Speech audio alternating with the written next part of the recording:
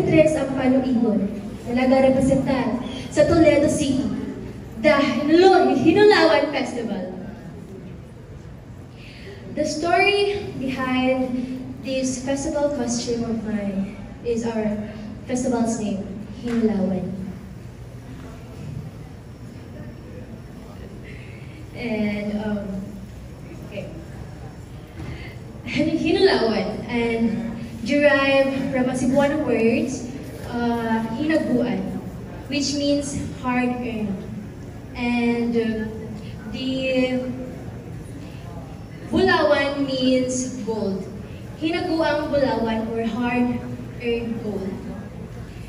It reflects Toledo City's rich mining history and the connection to gold symbolizes prosperity and abundance, which are critical themes throughout our festival.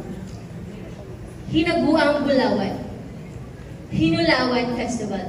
Again, this is your contingent number 3, Toledo City. Daghang salamat Hinulawan Festival Queen. Mosunod,